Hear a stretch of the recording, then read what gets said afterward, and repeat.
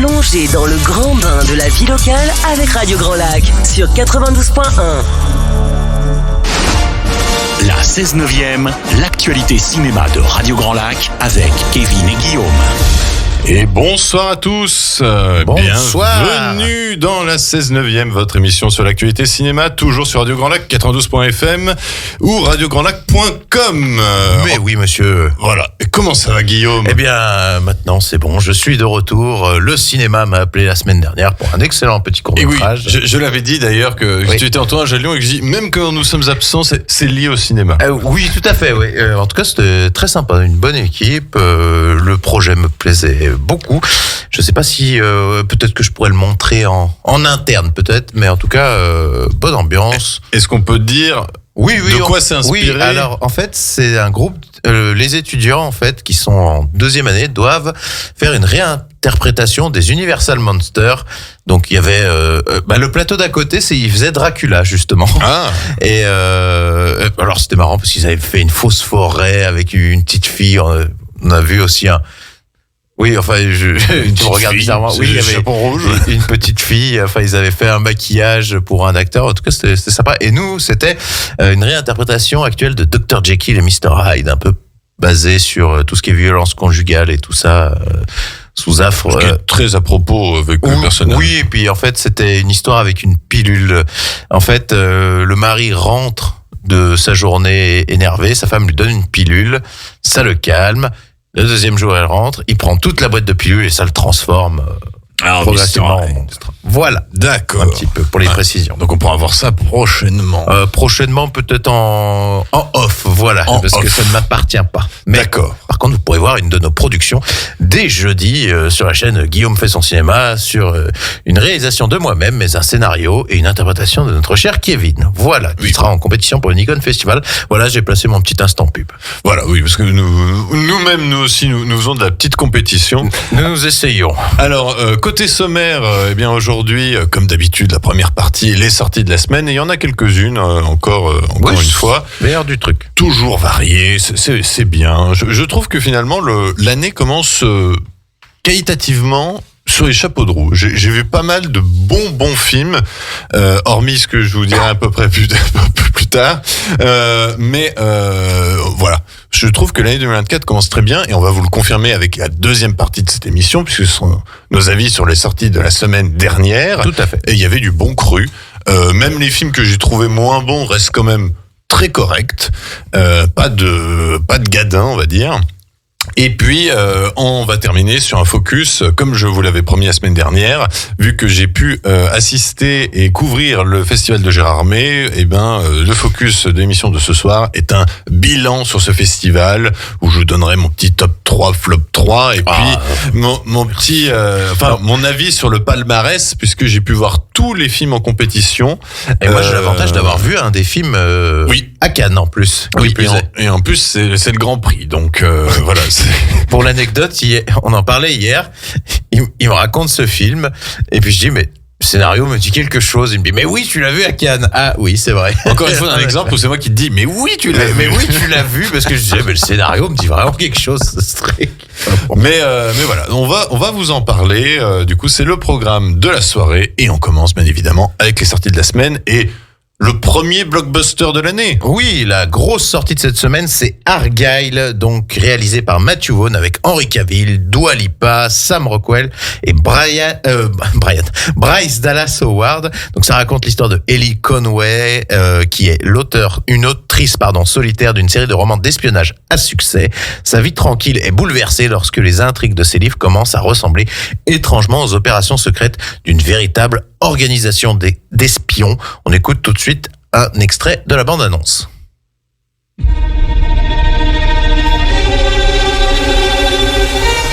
Vous êtes aussi élégant quand vous dansez, j'espère.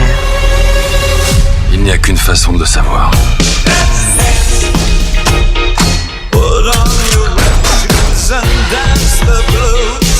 Nous ne sommes pas si différents, vous et moi, agent Argylle. Un coup de main, une seconde. Et donc ce sera disponible dans tous vos cinémas, gros cinémas, l'Étoile du Lac et au Pâté Chambéry. Nous avons pu le voir hier en avant-première, mais nous donnerons notre avis, que la semaine prochaine. On peut dire qu'on valide. C'est pas mal du tout. Voilà. Si vous avez aimé en tout cas les précédentes réalisations de Matthew Vaughn, tout ce qui est Kingsman et tout ça, vous pouvez foncer. C'est dans la même veine. Ne vous en faites pas. Mais si vous n'avez pas aimé, par contre, n'essayez même pas. Ah oui, non, par contre, oui, c'est ça poussé encore plus haut. Voilà. Donc voilà. Vous êtes prévenus. Autre sortie, mon cher Kevin. Eh bien, c'est Amelia's Children, un film d'horreur de Gabriel Abrantes avec Bridget Lundy Payne, Carlotto Cotta et Annabelle Lamorera. Orphelin depuis sa naissance, Edward découvre à l'âge adulte qu'il a un jumeau et une mère qu'il ne connaît pas. Avec sa petite amie Riley, il part les rencontrer dans leur magnifique demeure isolée au cœur d'une région recluse au Portugal. Les retrouvailles passées, le jeune couple se rend compte que les apparences sont trompeuses et la famille d'Edward cache un monstrueux secret. Leur visite va tourner au cauchemar. On écoute un extrait de la bande-annonce tout de suite.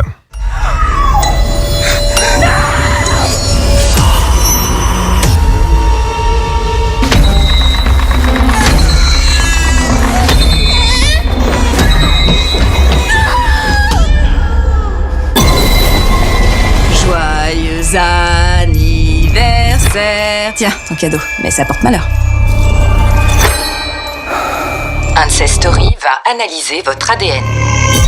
C'est bien toi. J'ai un frère jumeau. Il a été enlevé quand il était bébé.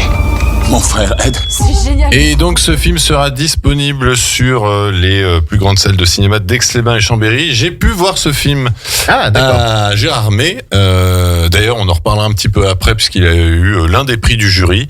Assez surprenamment d'ailleurs. Parce que c'est un bon petit film d'horreur.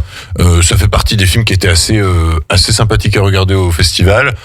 Malgré cela, j'en reparlerai un peu plus la semaine prochaine, mais le plus gros problème du film, c'est qu'il gâche son mystère un peu trop rapidement à mon goût et d'une manière, franchement, je pense que le scénariste était parti en vacances à ce moment-là. Mais sinon, côté horreur et on assume certains côtés ridicules, ça fonctionne plutôt bien et je le conseille. D'accord. Okay. Autre sortie. Alors, nous avons un film d'animation, Léo, la fabuleuse histoire de Léonard de Vinci, donc de Jim Capobianco et Pierre-Luc Grangeon, avec les voix d'André Dussolier et Marion Cotillard. Bienvenue dans la Renaissance, une époque où artistes, savants, rois et reines inventent un monde nouveau. Parmi eux, un curieux personnage passe ses journées à dessiner d'étranges machines et à explorer les idées les plus folles. Observer la lune, voler comme un oiseau, découvrir les secrets de la médecine. Il rêve de changer le monde. Embarqué pour un voyage avec le plus grand des génies, Léonard de Vinci, et on écoute un petit extrait tout de suite. Longtemps. Au temps de la Renaissance, un inventeur des plus audacieux imagina d'innombrables projets extraordinaires. Les sciences, les arts, l'architecture. Si vous ne l'aviez pas deviné, ce visionnaire, c'est moi. Léonard de Vinci. Nous allons construire ici la cité idéale. Il y aura des jardins. Et ce sera disponible donc aux Toiles du Lac et à l'Astrée à Chambéry en tout cas.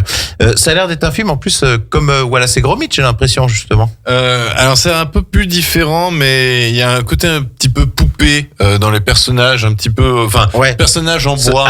Ça sera pas tout à fait en pâte à modeler, mais ça sera le numérique qui essaie de coller à ça. Par contre, c'est par le scénariste de Ratatouille. Oui, j'ai vu ça, oui. Donc, avec la voix d'André Dussolier. Mais d'ailleurs, il arrive bien à modifier sa voix parce qu'il est à peine reconnaissable. Oui, parce que là, j'ai entendu dans la bande-annonce, c'est pas la voix des documentaires d'André Dussolier, quoi.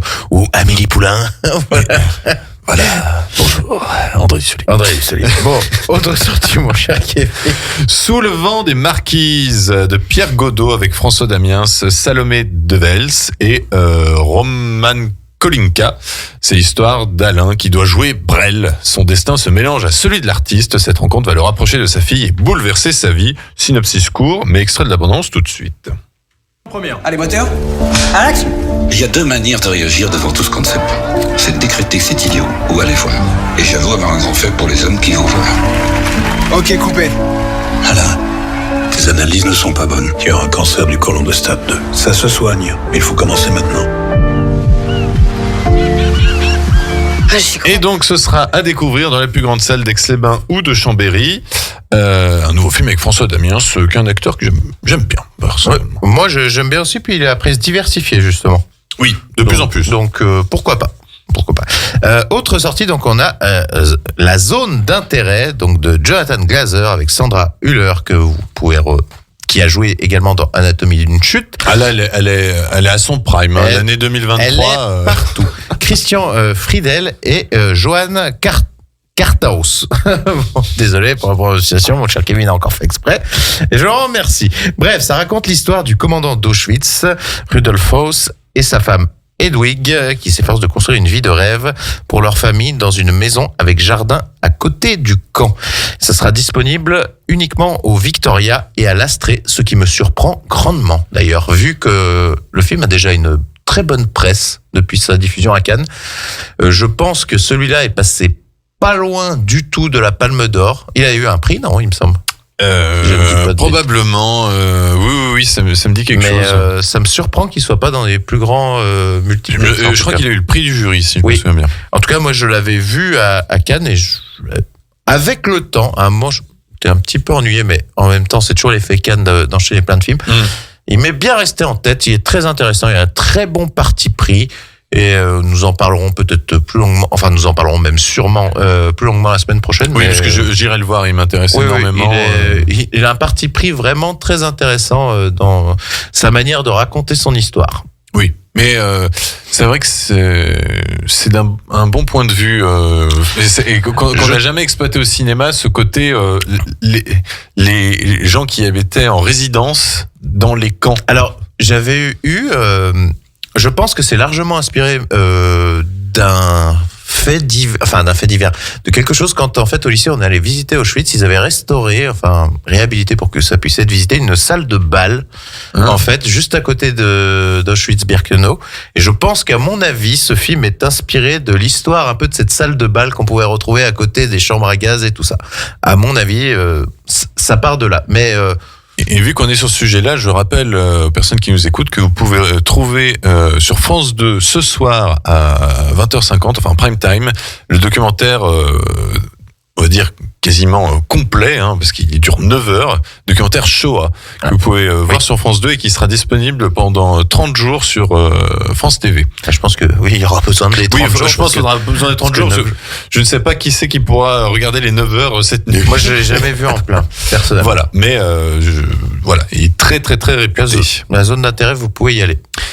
Autre sortie, c'est A Man, qui sera disponible seulement au Victoria. C'est un film japonais réalisé par Kei Ishikawa avec Satoshi Tsumabuki, Sakura Ando, qu'on a pu voir récemment dans Godzilla Minus One. Et dans ce film A Man, on a aussi Masataka Kubota. C'est l'histoire de Rai, qui découvre que son mari disparu n'est pas celui qu'il prétendait être. Elle engage un avocat pour connaître la véritable identité de celui qu'elle aimait. Alors, je tiens quand même à rappeler que ce film a gagné l'équivalent des Oscars japonais en 2022, dont meilleur film, meilleure réalisation, meilleur acteur, meilleure actrice dans le second rôle, meilleur scénario. Apparemment, il a tout raflé. Ce serait un très très très grand film. Donc, à surveiller. Et pour ma part, j'irai le voir, c'est certain. Ah, d'accord. Okay. Pas d'extrait de bande-annonce Non. D'accord. Excuse-moi. Alors, sortie suivante, donc Le Bonheur est pour demain, de Brigitte Si, avec Laetitia Casta, Damien Bonnard et Béatrice Dalle. Ça raconte l'histoire de Sophie, qui a un enfant, un conjoint, mais son quotidien lui semble désespérément plat, sans plaisir, sans envie. Jusqu'au jour où elle rencontre Claude. Il est drôle, séduisant, intelligent. Elle tombe immédiatement sous le charme, mais Claude n'est pas un prince charmant, c'est un braqueur. Or, au cours d'une attaque de banque, un homme est tué. Claude est arrêté et condamné à une lourde peine de prison. Ce qui aurait dû être la fin devient alors le début d'une histoire folle, passionnelle et sans limite. Soutenue par Lucie, la mère de Claude, Sophie ne renonce pas à son amour pour Claude. Elle est prête à aller jusqu'au bout, quelles qu'en soient les conséquences. On écoute tout de suite un petit extrait. Tu voulais faire quoi quand tu étais petite, toi? Je voulais être aimée d'un homme que j'aime, avoir des enfants, m'occuper d'eux. C'est réussi.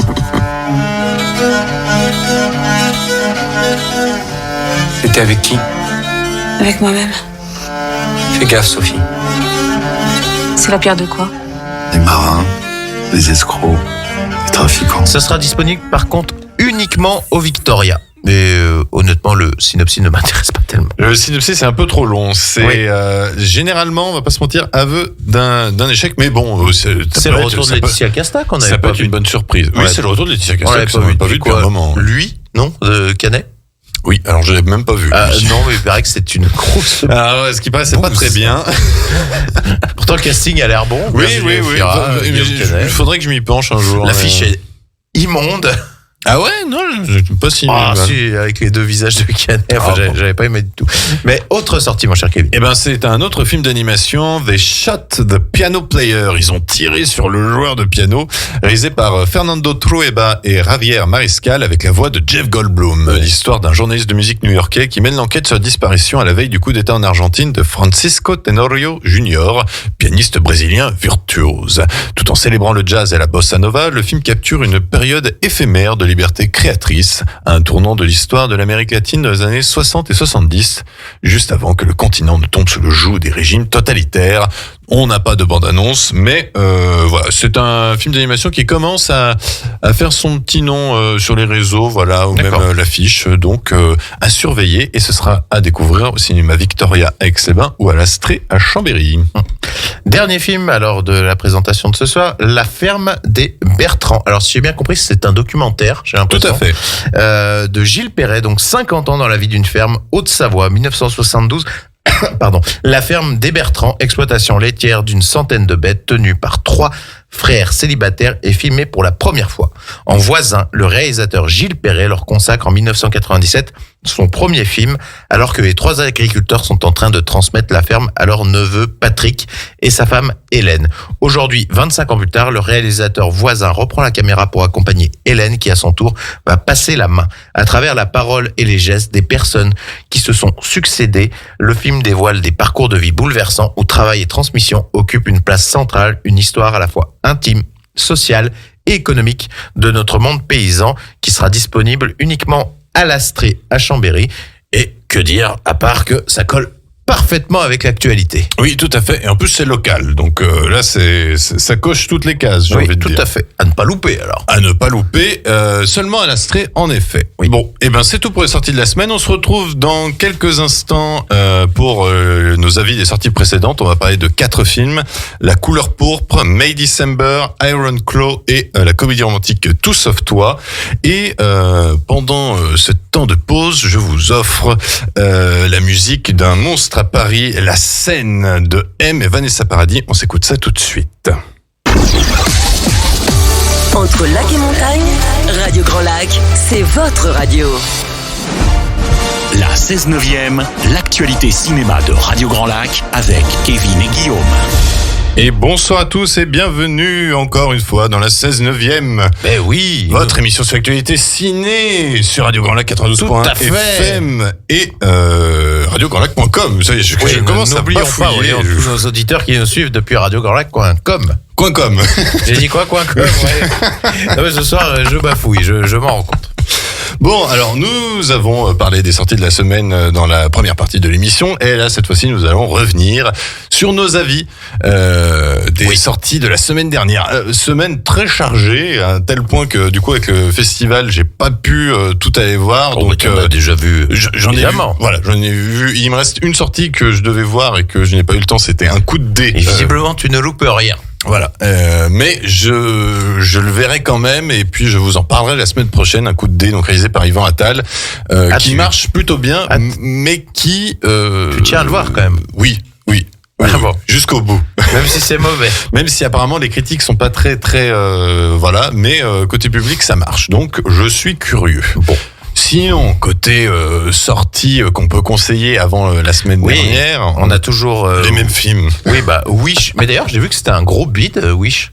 Pas en France. Ah, pas en France, oui, mais à l'international. Aux États-Unis, ça a vraiment pas marché. Donc nous avons toujours Wish, Migration, Wonka, Aquaman et le Royaume perdu, Pauvre créature. Et par contre, on est toujours un peu mitigé concernant, ça m'étonne que ce film saute encore à l'affiche, mais pourquoi pas Les Trois Mousquetaires, Milady, qui quand même est globalement mieux accueilli que par la critique. Oui. Et mieux accueilli que le premier volet.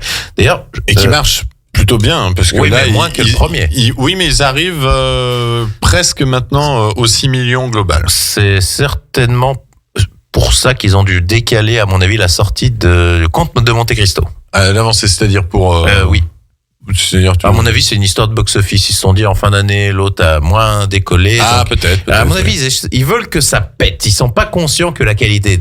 Je pense qu'ils ne remettent pas en question la qualité un peu de leur métrage. Ils se disent, non, c'est un problème de timing, voyons.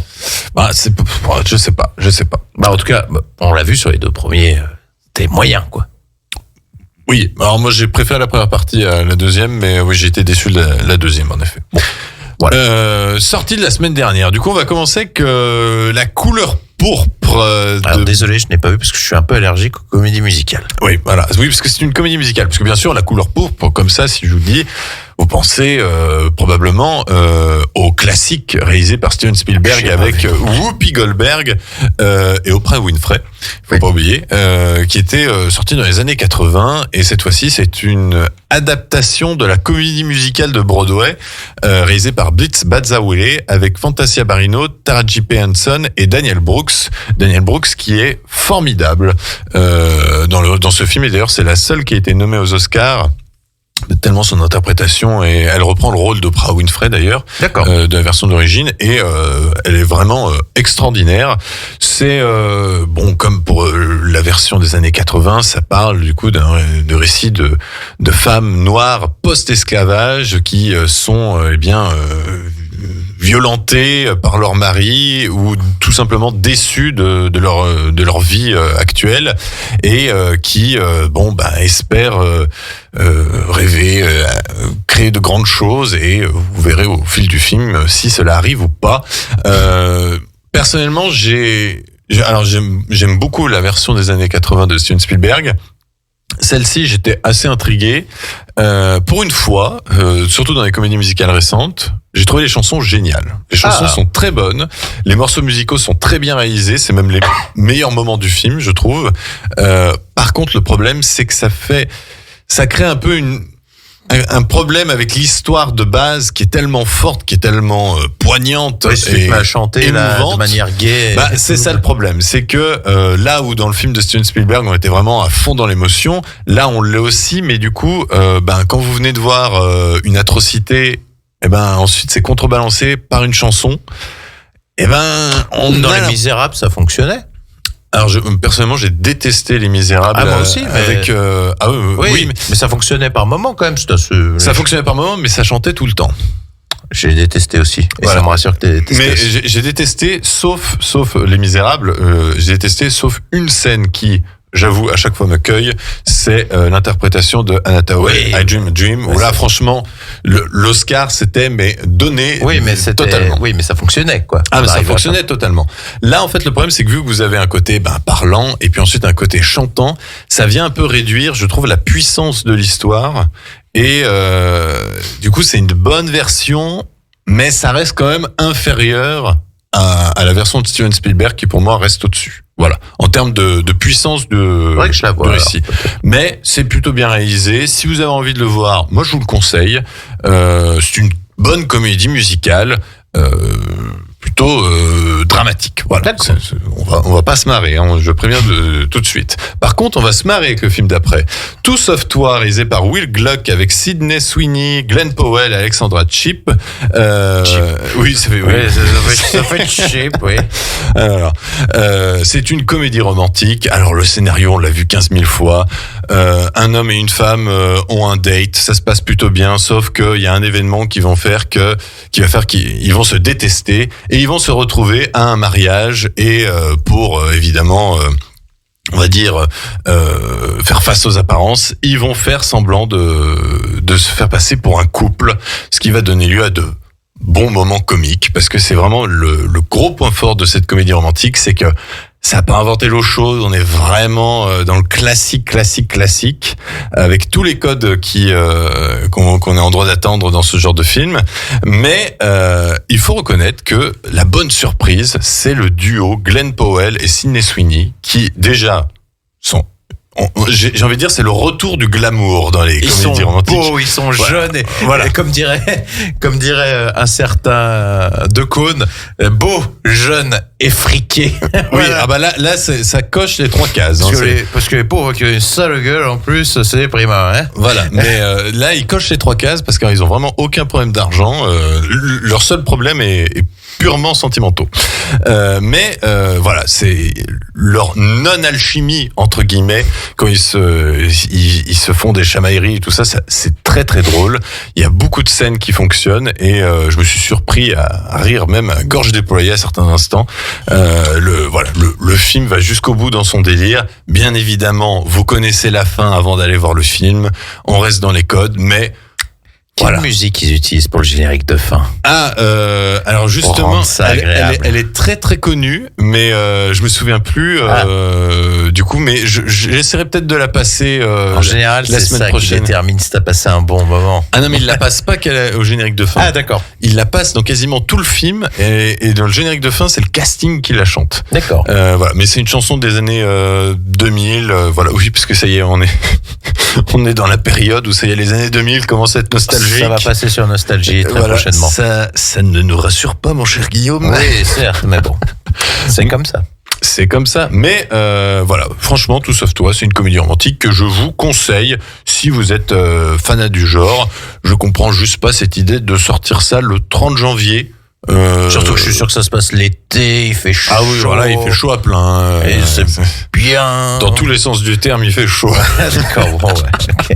Mais je pense que j'attendrai une sortie sur une plateforme de streaming. Ça, c'est le genre de film que je regarde avec madame. Voilà. Mais quand je veux dire retour du glamour, c'est qu'on est vraiment. C'est pas la comédie romantique Netflix téléfilm, quoi.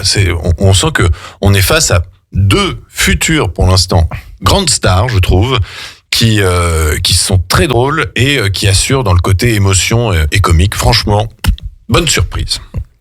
Eh ben, si on parle du film suivant, on a des grandes stars, on a un grand réalisateur, donc c'est vrai. May December, réalisé par Todd Haynes avec Natalie Portman, Julianne Moore et Charles Melton. Eh bien, moi, j'ai trouvé ça long.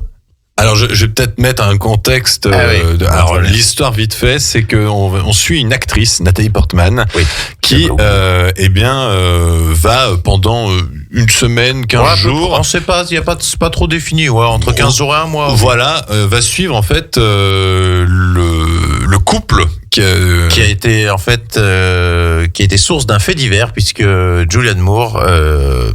Le personnage de Julianne Moore a eu une relation sexuelle même une relation amoureuse sexuelle oui. Avec un enfant de 12 ans et en fait le couple a perduré par la suite en fait, donc maintenant avec des enfants et tout ça. Voilà. Et ce fait divers va être adapté en film et Natalie Portman, le personnage de Natalie Portman va jouer celui de Julianne Moore. Et du coup elle va elle est dans sa phase de recherche où elle essaye de prendre les mimiques du personnage de Julianne Moore. Voilà, on est dans ce domaine-là et Guillaume n'a pas du tout aimé. Eh bien attention, ça va être salé puisque j'ai trouvé ça long, pénible, très ambigu dans sa morale. Il y a un très bon acting, ça on peut pas le nier, ça. Que ce soit surtout la révélation, je pense que c'est Charles Melton, excellent, qui est un jeune acteur là qui en a dans le bide, parce que Natalie Portman, on pourrait avoir quelques prestations qui pourraient s'en rapprocher, notamment un petit peu Black Swan, un peu en retrait. Enfin, c'est assez subtil, mais ça fait le café, comme on dit. Il y a des questionnements assez intéressants aussi. Pourquoi on choisit un rôle de la part quand on est acteur, surtout pour un biopic. Biopic entre guillemets. Et un fait divers. C'est plus un fait divers qui avait fait scandale. Fait divers qui a en partie vraiment existé. Oui, voilà. C'est ça.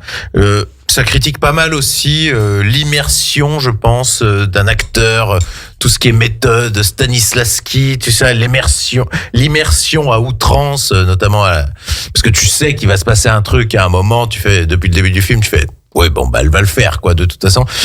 Et en plus, la seule chose intéressante par rapport à ça, c'est que Natalie Portman a dit qu'elle n'utilisait pas la méthode d'acting à Stanislavski qui consiste à s'imprégner du rôle à outrance, comme pourrait faire un Robert De Niro ou un Al Pacino, puisque Natalie Portman n'a suivi aucun cours d'acting, à savoir, à la base. Sinon, globalement, en fait, je trouve ça un peu prétentieux. Il n'y a pas vraiment de montée en puissance. Le coup d'une actrice arrive à résoudre des problèmes et tout ça. Enfin, voilà, c'est prétentieux, je trouve. Et un peu douteux aussi sur le fait que Nathalie Portman avait 13 ans quand elle a incarné le rôle de Mathilda dans Léon, qui avait déjà une relation ambiguë, qui plus est, si vous avez vu la version longue, qui sous-entend plus ou moins amoureuse. Voilà, l'avoir incarné ce personnage pour ce film, est-ce que c'est un aveu, quelque chose, je sais pas, je trouve que c'est plat. En tout cas, moi, j'ai détesté. J'avais dit à mon cher Kevin, après avoir vu le film, j'ai l'impression d'avoir perdu 2 heures de ma vie, mais voilà. Mais par contre, lui n'a pas du tout le même avis et il va nous le dire tout de suite. Non, moi j'ai beaucoup aimé.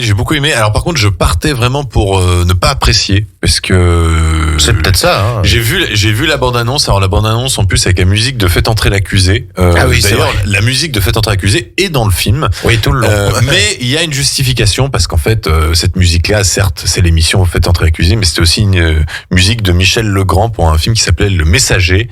Et en fait, j'ai aimé cette référence parce qu'en fait, ça implique que le personnage de Nathalie Portman, l'actrice, en fait, est une sorte de messagère. Oui, mais c'est ça qui est prétentieux pour moi, ce côté. Oui. Une actrice, en quoi c'est une messagère? Bah, si, pour moi, si, parce qu'en fait, c'est faire connaître au plus grand monde, donc au public, la vérité la plus proche, la réalité la plus proche. Oui, mais ça, c'est quand tu veux adapter fidèlement. Oui, mais tu écris des scénarios et tu sais bien que des fois, tu as vite fait de te détourner pour rendre ça plus agréable. Mais donc, c'est pour ça qu'en fait, j'ai bien aimé ce film-là parce qu'en fait, c'est pas un documentaire. Non, mais en fait, on voit qu'elle cherche vraiment ce côté réalisme. Est-ce qu'elle l'aura ou pas? On va pas le dire. Elle cherche pas. Non, en fait, elle est plus perverse, moi, je pense. C'est même pas qu'elle cherche le côté réaliste, elle cherche la sensation. C'est pas pareil. Ouais, mais elle essaye de retrouver les sensations vraies, les sensations que les personnages ont vraiment. Et c'est même ce qui la pousse à faire quelque chose de très douteux, je trouve, dans ce film. Ah non, mais de toute façon, pour moi, le film est amoral. Oui. Et en fait, moi, j'ai aimé du coup ce côté. On confronte l'actrice à son travail de recherche et clairement, ça critique la méthode. Oui, comme ce que je dis, c'est ça critique la méthode et le fait de vouloir adapter des faits divers aussi. Voilà. Et oui, pour surtout des faits divers qui ont été un peu oubliés, donc ça fait remonter les choses à la surface. Oui, parce que ça s'inspirait rapidement, je vous le dis, c'était une professeure qui avait couché avec son élève de 13 ans et qui est allée en prison et après ils ont eu des enfants par la suite.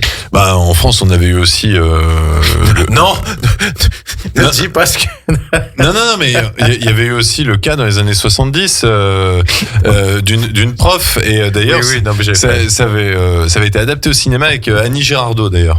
J'ai fait une blague mal placée, mais voilà, vous avez compris.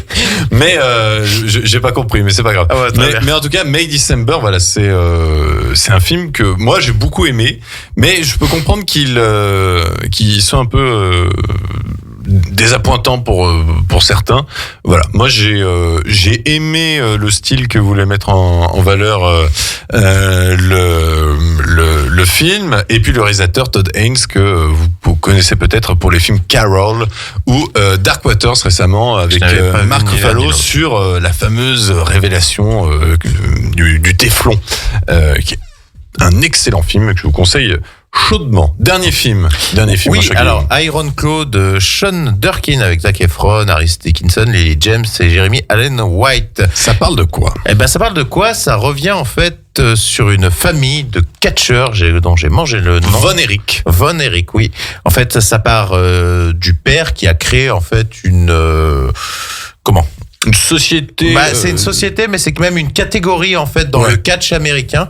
Et en fait, lui, c'était une star un peu ancienne. C'est le catch à spectacle. Voilà, c'est ça. Et il va pousser ses enfants à prendre la relève, mais il va se passer diverses séries de drames qui va amener 4 enfants encore en vie. Oui, qui va amener justement la famille à sombrer. Tout ça un peu sur fond de malédiction préétablie du côté de la mère, hein, si je dis pas de bêtises. Oui, parce que c'est du nom de famille, parce qu'ils ont changé de nom. Justement, ils ont pas pris le nom du père, ils ont pris le nom de la mère. Oui, parce que le père, en fait, a été j'ai eu l'impression plus ou moins soupçonnés, inquiétés, parce qu'ils avaient perdu un premier enfant d'un accident. Et le père a changé de nom derrière. Mais je pense que c'était peut-être plus pour le côté image dans le catch. Mais ça avait l'air un peu ambigu. Et d'ailleurs, beaucoup de choses sont ambiguës dans le film. Très ambigu. Parce qu'en fait, moi j'ai trouvé ça super. Déjà. Oui, moi aussi. Je valide totalement. Oui. Foncez le voir. Une fresque familiale sur fond d'histoire tragique que, honnêtement, que j'avais pas vu depuis un moment. Le lien familial, en fait, est vraiment touchant. La relation entre les frères et la fin avec les enfants. On dira pas, mais oui. Mais tu vois de quoi je parle. Oui, les larmes vont monter. Ah oui. Zac Efron, donc High School Musical et compagnie, est épatant. C'est son meilleur film et son meilleur rôle, sans hésitation. Tout dans la retenue et la subtilité. Vraiment, à un moment, je me suis dit, ils vont pas le faire chialer une fois. Et si, quand même, à un moment, ça part, heureusement. Je trouve qu'il est de tous les plans et il occupe extraordinaire. La caméra. En tout cas, si vous êtes fan de catch, alors c'est peut-être là que vous pourrez être déçu. Alors il y a beaucoup de combats de catch. Alors, moi qui, avec l'âge, je le reconnais, commence à de plus en plus apprécier le catch. Je suis pas fan. Eh bien moi, c'est venu là depuis quelques années. Je passe mes samedis soirs des fois à regarder du catch. D'accord. Voilà, non mais ça m'arrive. J'ai cru dire, je passe mes samedis soirs à faire quelques matchs. Et on pourrait reprocher peut-être un manque d'imagination dans les séquences de combats de catch. Mais ce n'est pas le but. C'est très classique en termes de réalisation. Il y a une belle photo quand même. Il y a une belle photo, mais en termes de réalisation, vous n'allez pas avoir vraiment des choses où vous dire waouh, j'ai jamais vu ça. Tout à fait. C'est le drame hollywoodien visuellement. Oui. Voilà. Le but, c'est le drame de toute façon. Ce qui est même dommage en fait.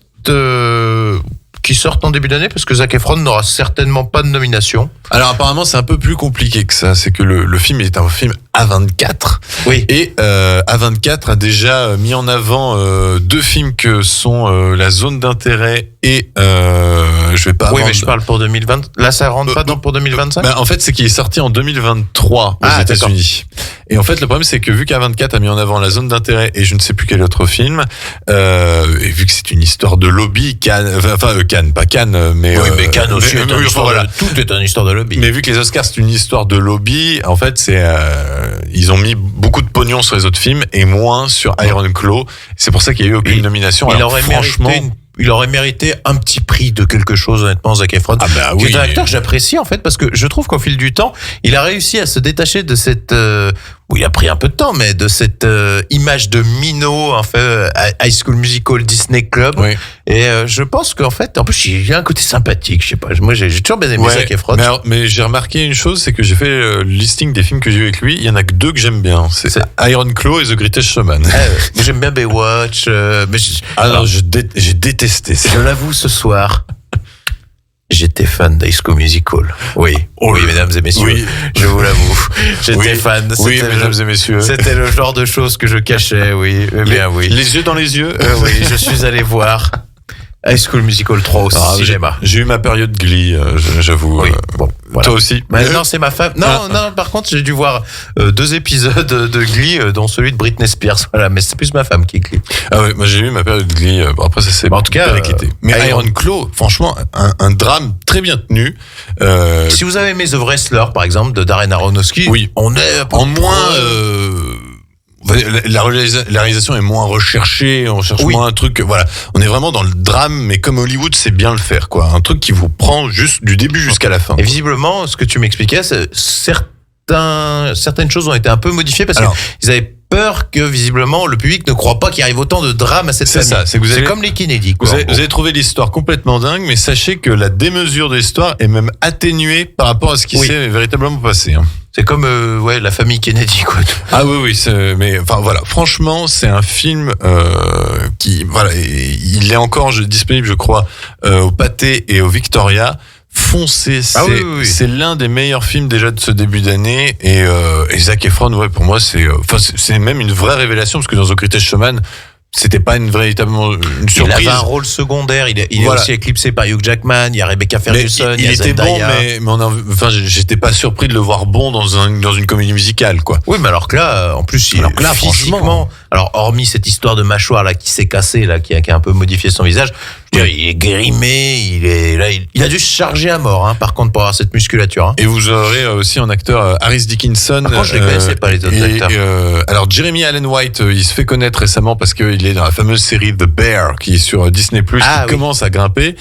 Harris Dickinson, je le confonds toujours, ce n'est pas l'acteur que on a pu voir dans 1917, mais c'est l'acteur qu'on voit dans The Kingsman. Ah, d'accord. Voilà, qui joue le fils. Et puis vous avez aussi Lily James, si vous aimez bien. Il faut qu'on cite par contre l'acteur qui joue le père, Holt McCallany, que vous avez peut-être vu dans la série Mindhunter. Qui est souvent dans des second rôles, dans des grands films, qui est glaçant, hein, d'une certaine manière, parce que c'est le contraire d'un père. C'est pas l'image du père violent qu'on pourrait s'imaginer, en fait. Et que quand on va généralement à Hollywood, c'est beaucoup plus pervers, voilà. Et c'est ça que j'ai trouvé vraiment réussi et qui explique toute l'histoire. Voilà. Il y a une tendance à mettre un peu ses fils en compétition. Voilà. Mais franchement, on ne peut que vous conseiller ce film. Oui, c'était le film de la semaine. Pour moi. Voilà. Je suis tout à fait d'accord. C'est le film de la semaine et l'un des très très bons films de cette année qui, je trouve, commence très très bien. Pas mal. Voilà. Eh bien, avant de faire la dernière partie qui sera un focus sur le festival de Gérardmer, après mon retour et après avoir couvert ce festival, on va se faire une deuxième pause musicale. Et vu qu'on parle de films fantastiques, de films d'horreur, cette fois-ci, je vous avais proposé la semaine dernière Kind of Magic du film Highlander. Là, je vous propose Bonnie Portmore, interprétée par Lorena McKennitt, qui est une chanson du film Highlander 3. On se retrouve juste après. 92.1, les bonnes ondes de Radio Grand Lac. La 16/9e, l'actualité cinéma de Radio Grand Lac avec Kevin et Guillaume. Et vous êtes toujours dans la 16/9e, votre émission sur l'actualité ciné sur Radio Grand Lac 92.fm ou radiograndlac.com. Tout à fait. Et Guillaume est toujours là. Et je suis là. Et donc le je focus... n'étais pas là, justement, à Gérardmer. Oui, parce que le focus, comme promis la semaine dernière, j'avais fait du coup un sujet la semaine dernière pour vous parler du festival de Gérardmer, pour vous dire que je vais pouvoir couvrir ce festival. Eh bien, j'en suis revenu hier, après un périple, je ne vous dis pas, parce que Gérardmer, c'est bien, mais alors pour s'y rendre, c'est quelque chose. Faut passer par Paris ? Non, alors, vous pouvez passer par Colmar ou par Paris. Enfin bref, c'est amusez-vous. D'accord. Mais par contre, Gérardmer, du coup, c'est là le focus ce soir, c'est vous parler du festival, le palmarès. Qu'est-ce que j'ai aimé, qu'est-ce que je n'ai pas aimé dans ce festival. Tout d'abord, j'ai envie de dire que la ville de Gérardmer, si vous n'y êtes pas allé, c'est absolument magnifique. C'est grand. Alors. C'est beaucoup moins grand qu'Aix-les-Bains. Le lac est plus petit. Ah, mais je pensais que c'était carrément une station genre Courchevel ou un machin comme ça. Mais alors par contre la partie station par exemple a l'air très grande, mais le village par contre voilà. Okay. Mais il y a tout, et vraiment ce que j'ai adoré, c'est que les gens sont tous gentils. Mais même dans l'organisation, c'est-à-dire que les gens qui vous accueillent au festival, tout le monde est gentil, tout le monde est souriant, tout le monde est content d'être là. Il y a beaucoup de bénévoles d'ailleurs. Ça fait moins Cannes, moins le côté ah oui. Pourtant il y a coincé. Il y a des journalistes. Il y a des journalistes, tout à fait. D'ailleurs, moi, j'y suis allé en tant qu'accréditation presse. Je veux dire, ils sont moins sur il y a pas de tapis rouge, de machin. Il y a pas de tapis rouge. C'est ça, il y a pas tout ça. Mais par contre, vous avez la critique. La critique était présente. Il y avait beaucoup de gens de la presse. Il y a pas de glamour de photos à prendre. C'est pour ça. Alors pas du tout. Les gens. Sur place, j'ai quand même vu Clovis Cornillac, Caroline Anglade, le réalisateur Mathieu Turi qui avait fait le réalisateur de Gueule Noire, dont je vous en avais déjà parlé l'année dernière, le réalisateur de Belphégor ou Arsène Lupin, Jean-Pierre Salomé qui avait fait la syndicaliste il était là l'année dernière. Oui, tout à fait. Belphégor. Et puis il y avait les écrivains Bernard Werber et puis l'écrivain de Glacé, Bernard Minier.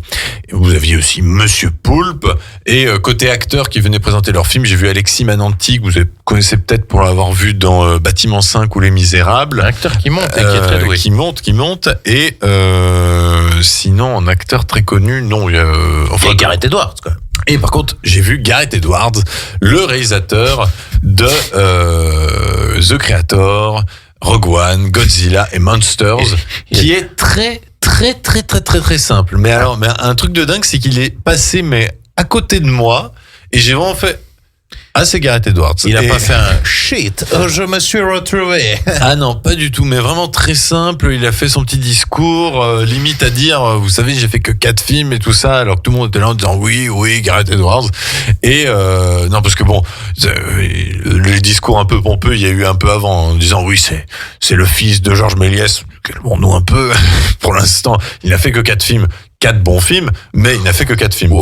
Ça reste discutable sur certains, mais voilà, disons qu'il a une carrière qui n'est qu'à ses débuts et qui est prometteuse, et que c'est un vrai technicien du cinéma et de l'image. Peut-être trop, justement. C'est peut-être.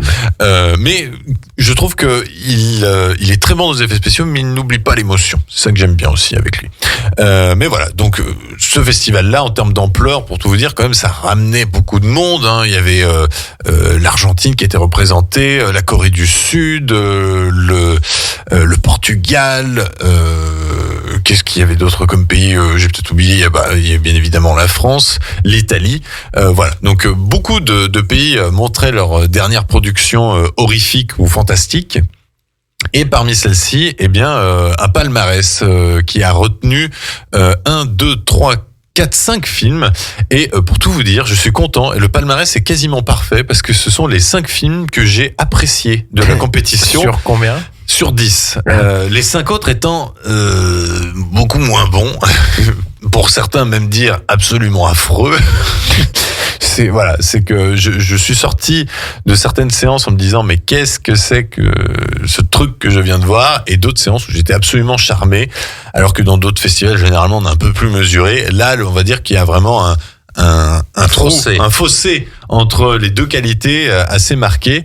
Mais ce qui n'empêche pas que c'est un festival totalement convivial, où vraiment il fait bon vivre, on aime bien discuter avec les gens, parce que les gens sont des passionnés, des ils sont fans. Tant mieux. Et voilà, franchement, ça fait très très très plaisir d'assister à un festival comme ça. Et du coup, le palmarès, on a eu un prix du jury jeune qui a célébré un film qui s'appelle The Seeding, qui est un film américain, donc qui n'a pas encore de date de sortie, mais que j'ai beaucoup apprécié, qui ramène un peu la futilité de l'homme, tout en racontant l'histoire d'un Américain moyen qui se perd dans le désert et finit dans un fossé étrange où en fait il y a une maison avec une femme qui vit à l'intérieur et il n'arrive pas à remonter en fait au-dessus du fossé. D'accord. Voilà, donc c'est quasiment un huis clos désertique, même c'est un huis clos désertique, et j'ai beaucoup aimé l'ambiance et le message qui en tire, un peu nihiliste, mais voilà, je trouve que le film est très réussi. La critique et le public se sont mis d'accord pour célébrer le film argentin When Evil Lurks, que vous pourrez voir en avril, qui est une sorte d'Evil Dead, mais encore un peu plus jusqu'au boutiste en termes de violence et de surprise. Voilà, en termes de victimes, on va dire que personne ne peut y échapper. C'est un film de possession vraiment très très très prenant, et je suis tout à fait d'accord avec la critique et le public.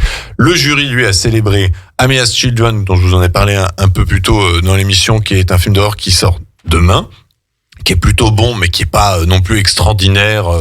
J'étais même assez surpris qu'il reçoive un prix.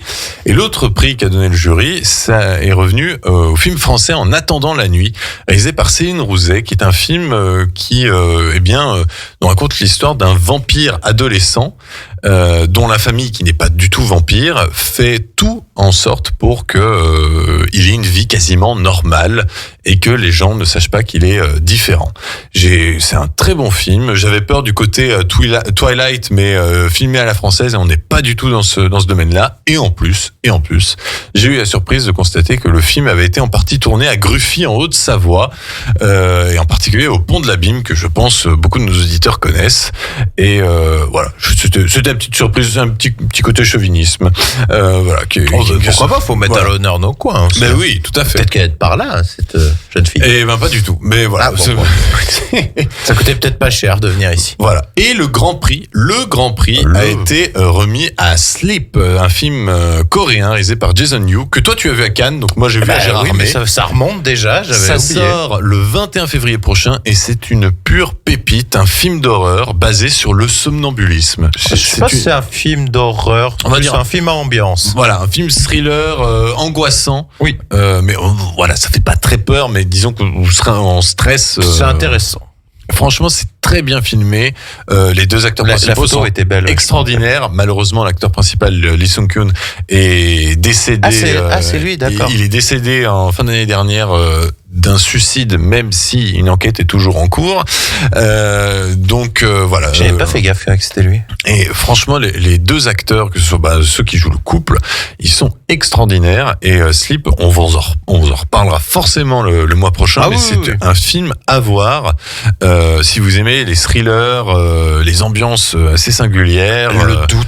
Et le doute est permis. Alors là, franchement, le film est totalement réussi. Je l'avais vu, le premier jour à Cannes, oui, tout à fait, ouais. Et oui, parce qu'il faisait partie de la semaine de la critique. Oui. Donc voilà, voilà pour le palmarès. Moi, je suis entièrement d'accord avec ce palmarès. Et mon top 3, que ce soit donc When Evil Lurks, En attendant la nuit et Sleep, sont dedans, donc je suis content. Côté hors compétition, j'ai pas tout vu, mais j'avais vu quasiment tous les films. Un film que je n'ai pas vu mais qui a été très apprécié, c'est Vampire humaniste cherchant suicidaire je croyais que consentant. Je dois confondre avec En attendant la nuit, en fait, justement. Non, dans le pitch. Voilà, mais alors Vampire humaniste cherchant suicidaire consentant, c'est un film québécois qui sort au mois de mars. Et alors, apparemment, le film est très très drôle. Voilà. Oui, mais il est déjà sorti l'année dernière aux États-Unis, visiblement. Oui, mais apparemment, c'est une sortie vraiment à suivre dans les salles françaises au mois de mars. J'ai vu un autre film coréen, Concrete Utopia, qui devrait sortir au cinéma en France cette année. Très passionnant, très prenant. C'est l'histoire, il y a un tremblement de terre à Séoul qui a tout ravagé sauf un immeuble.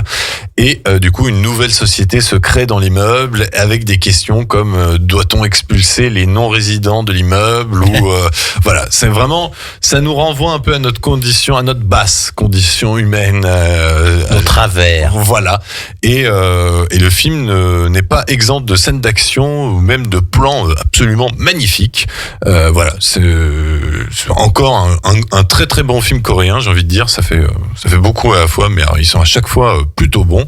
Et même à Cannes, c'est à peu près tous les films qui m'ont véritablement marqué. En flop, je vous en reparlerai si jamais ça sort ou pas, mais il y a eu des films français que j'ai trouvé totalement ratés, comme Rokia avec Golshifteh Farahani et Jérémy Ferrari, un film américain, New Life.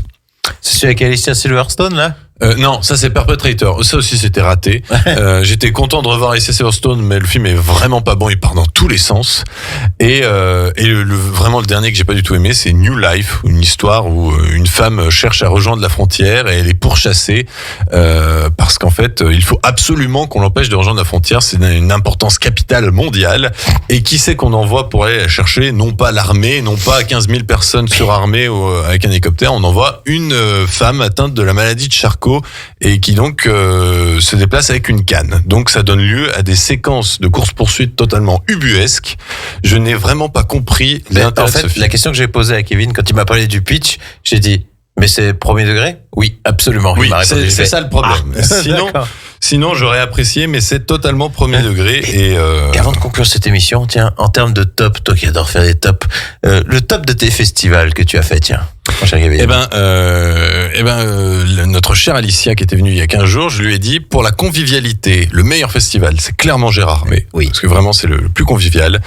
Pour la cinéphilie, je dirais que ça reste Lyon, le Festival Lumière. Et pour les avant-premières, ça reste Cannes. Moi, pour la convivialité, alors n'ayant pas fait Gérardmer, j'aurais mis Lyon aussi. Mais c'est encore plus convivial. D'accord, parce que j'ai souvenir quand on avait fait la rétrospective Tim Burton ensemble. C'était un très bon moment. Ah oui, mais voilà. Donc le festival de Gérardmer, c'est validé de mon côté. Disons que voilà, faut vraiment être fan fantastique et horreur, sinon. Et s'attendre à avoir quelques bouses aussi. Voilà, et s'attendre à avoir quelques très bonnes pépites et puis inévitablement quelques mauvais films. Mais bon, c'est un peu le problème de beaucoup de festivals, hein, hélas. Voilà. Donc un palmarès validé, une très bonne édition, on va dire vraiment des pépites que j'aurai plaisir de vous en reparler au fil de l'année et j'espère qu'elles vont toutes sortir en salle en France parce que certaines elles méritent. Et on va se quitter pour ce soir côté radio, côté programmation. Je vous rappelle que demain vous pourrez retrouver l'émission Destination Bien-être présentée par Anaïs de 13h à 14h. Pour notre part, on se retrouve la semaine prochaine avec sans doute un focus sur le réalisateur Matthew Vaughn, où on vous donnera un peu plus notre avis sur le film Argyle. Oui. Et on vous parlera aussi de ses autres réalisations, que ce soit les 3 Kingsman, Kick-Ass, Stardust ou Layer Cake. Et puis on vous parlera des sorties de la semaine, puisque février aussi va être assez chargé côté sortie. Et avant de se quitter, on va bien s'écouter une dernière chanson. On est toujours dans le registre fantastique et horreur, cette fois-ci plus horreur, puisqu'on va s'écouter Still Alive de Demi Lovato du film Scream 6, qu'une personne que l'on connaît apprécie particulièrement. On se retrouve la semaine prochaine. Portez-vous bien. À la semaine prochaine.